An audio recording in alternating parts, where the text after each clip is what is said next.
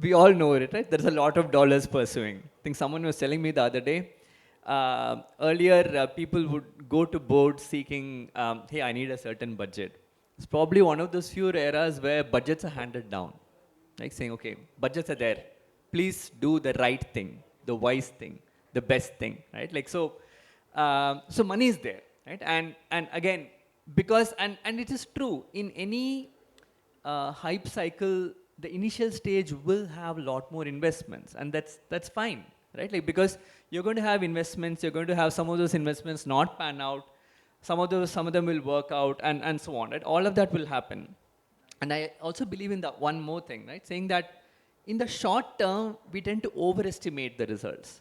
But in the medium term, we tend to underestimate the results, right? Like which can happen. So we always think that, okay, in the next 1 year, radical changes will happen. But we underestimate what can happen in 3 years, what can happen in 5 years. But actually, what can happen in 3 or 5 years because of compounding is quite transformational, right? That's one belief that I fondly have. Yeah. Yeah, thanks, Vijay. This helps. So moving on, Sunit, when we talk about business, right? So business needs AI innovation as of yesterday, but we know that most core systems are built for stability, and they have to survive for decades.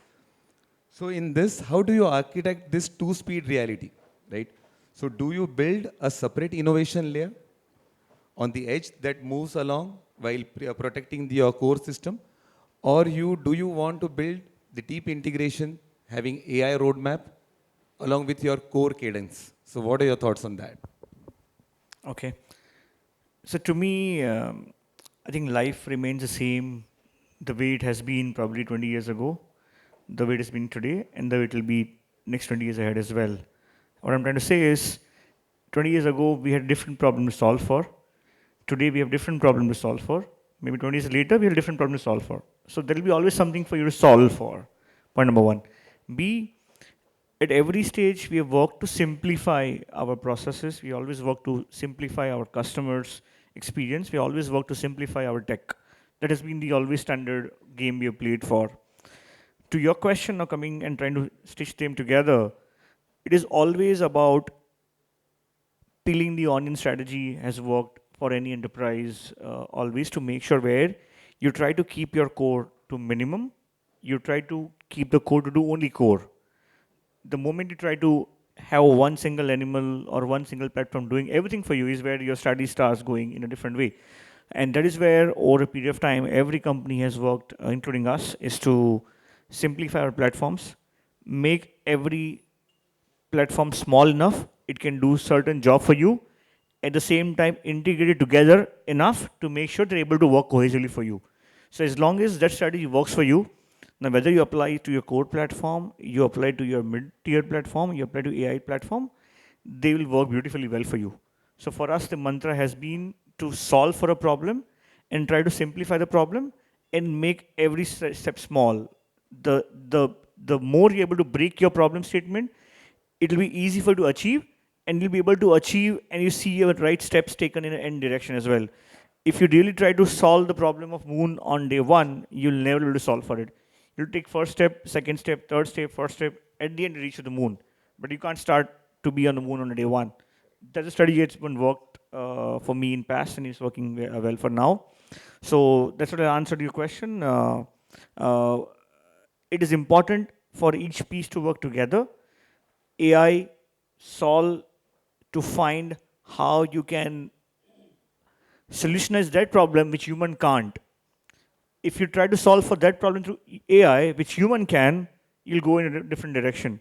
So try to find the right piece, right puzzle, and put a right software or a hardware or a people around it, which will make it work for you. That's an answer from my side. I hope that answers your question as well. Yeah, absolutely. So the bottom line is you should be able to solve business problems which wherein you are able to see the tangible business value. And I think so that's the way to go.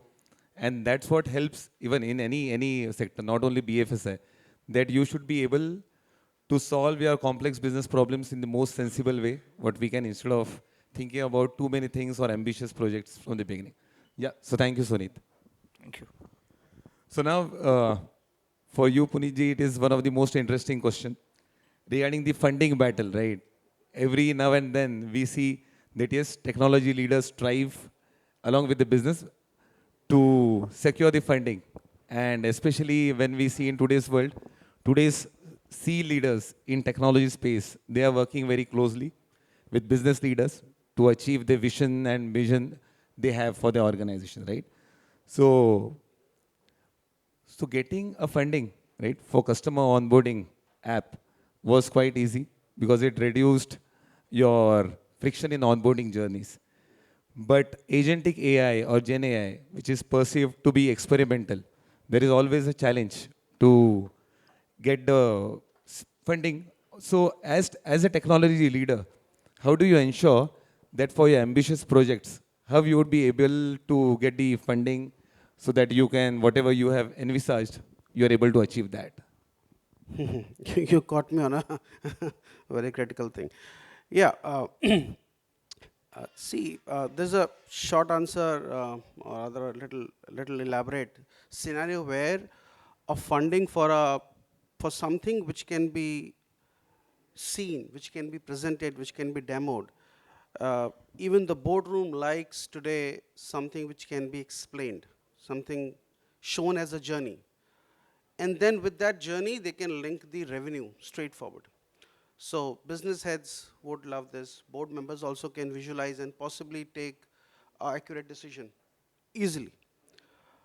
But the kind of problems we are attempting with agentic model solutions, the challenge is that there is something which is under the skin.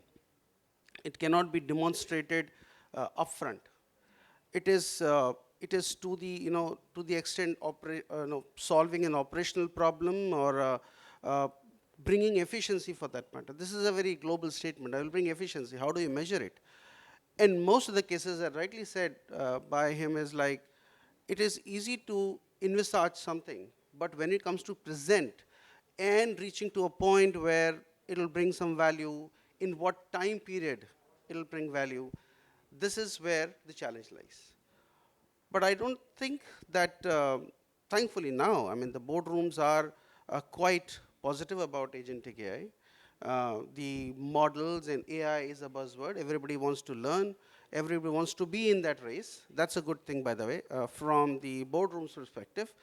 But what me as a technology and the person who carries this initiative, it's important to break it down to one, the advantage. Second, educate the journey. That's very important. As I think rightly said by him, it's a stage that you can take a concept, from concept, what is the problem statement, from problem statement to a solution, and then end of the day, how do you measure the solution? Because if you don't define the measuring criteria of a solution, definitely, even if you ask somebody to wait or a board to wait for like 9 months or 10 months or a year, in the meantime, you have to present something, right, as a measure criteria.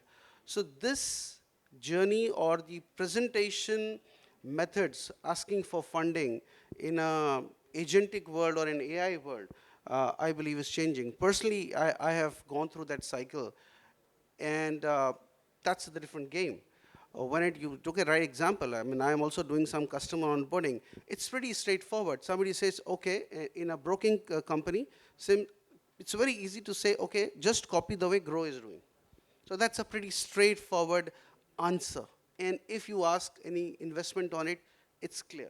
But when I say that I'm doing SIM logs analysis, which possibly will help me narrow down my errors and possibly can take action, it's a difficult question.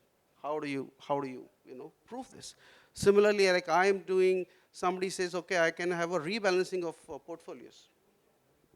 Traditionally, all the people who think they understand portfolios pretty well, they understand market movements pretty well, they understand the news pretty well, they suggest they sit down for 3 days, 4 days, and derive a portfolio readjustment for a customer. Today, I'm aiming it to do it like to give a chat to a RM, where you can actually type a news that if there is a tariff change, and tariff possibly is impacting certain stocks, certain industry, if a portfolio has that exposure to those stocks, what is the effect in short term, long term on that. Now, this could be a response from an agent which is available just in time. I mean, matter of a minute of a query. Can this be demonstrated today? No. I mean, the time which I'm taking to refine the data set around it, that itself has taken me about good 4 months' time.